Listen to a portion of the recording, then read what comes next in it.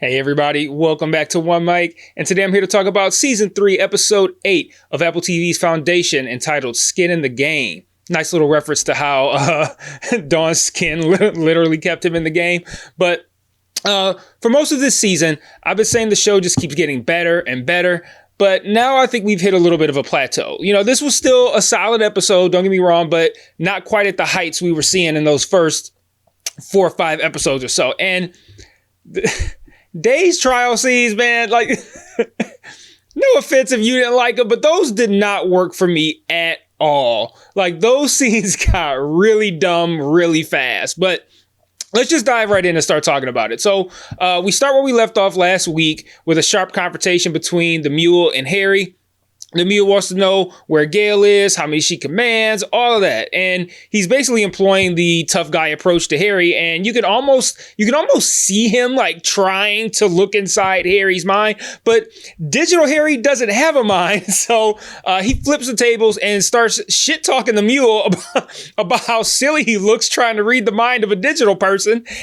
And then to add insult to injury, Harry sort of like tortures the Mule in the null field. It almost looks like the null field's trying to like rip him apart. And just as it looked like the Mule's about to die, he falls down. Harry lets him live, but only because he knows that the Mule is hiding a secret. And if he can uncover it, maybe he can use it. And a strong opening, tense, cerebral, classic Foundation opening to an episode. And my theory about the Mule lives on, even though some doubt was cast upon it last week. And then we go from cerebral to cartoonish because the day scenes, again, they did not work for me at all this week, man. And generally, I've praised this show for how far it's willing to go outside the box, but the goofy shit's never worked for me, and that continues to be the case. Like, that's why I didn't like the beginning of season 2. Like, it just fell out of whack with the whole rest of the show. And tonally, this just did not fit with the rest of the Day subplot to date. Like, by and large, so far, his plot has been a surprisingly moving love story, a little bit, right? Coupled with, like, the lore of this robot-worshipping religion and how this ties to Demerzel.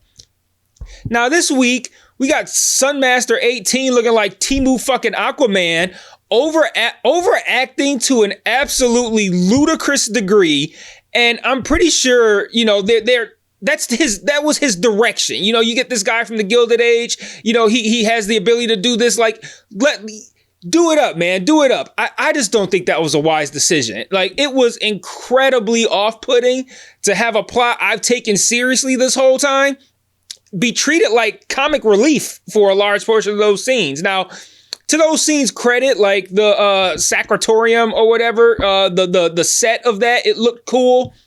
And I did like how these scenes ultimately wrapped up.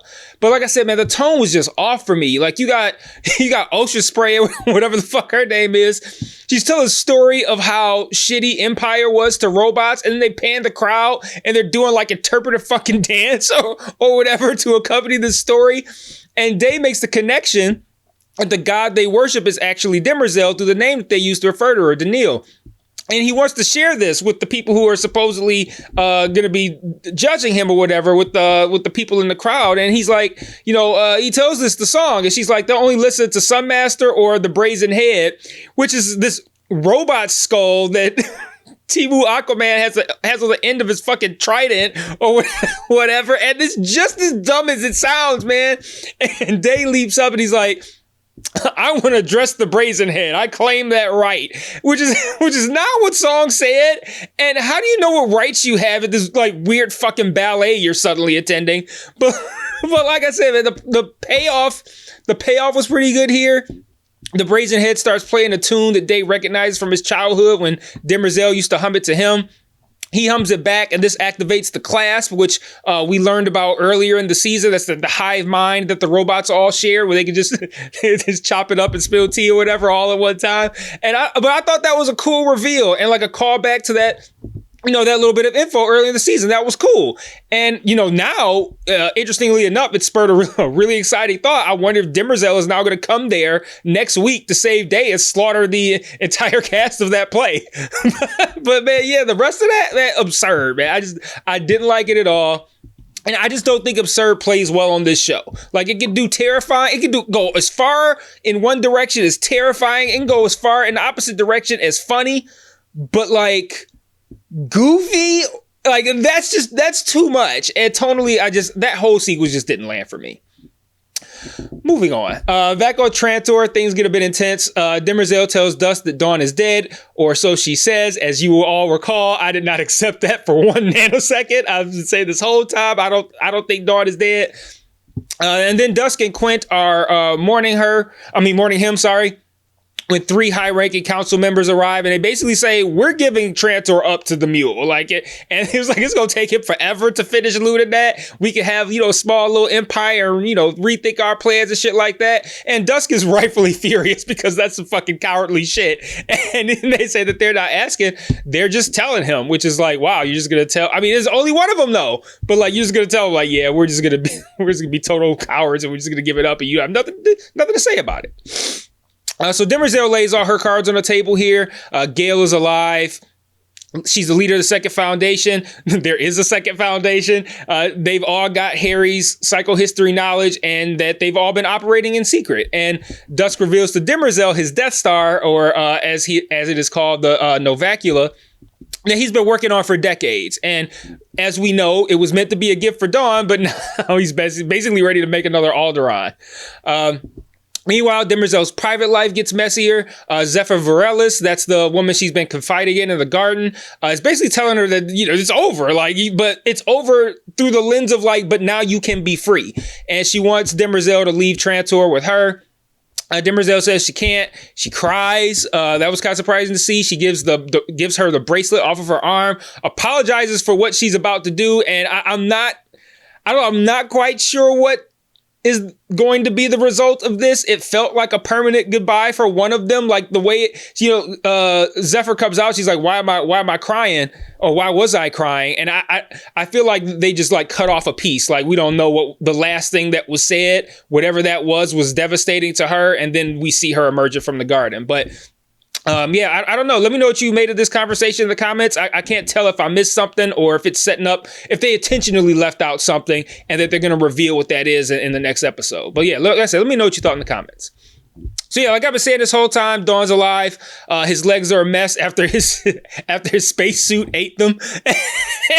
And even worse news, he's on the Mule ship. Like, it's terrible, right? How inconvenient, but very convenient for this story. But he's got Beta there with him to keep him company. She lets him know the Mule's people found him again. Like, just the worst luck, man. It's like when you're dating somebody who is in a robot worshiping religion. Like, what are the odds? And the Mule himself even shows up to taunt him for a bit before wandering off after Beta tells him to scram. And I'm sitting there like, what was even the point of this scene, right?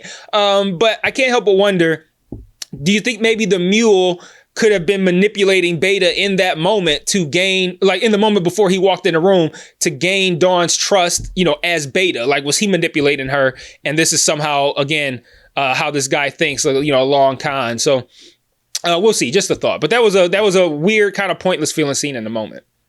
Meanwhile, Gail tells Preem Palver that Pritchard can't be reached, and if the Mule gets him, they are, of course, truly fucked, because he'll be able to use Pritchard to, glean their location.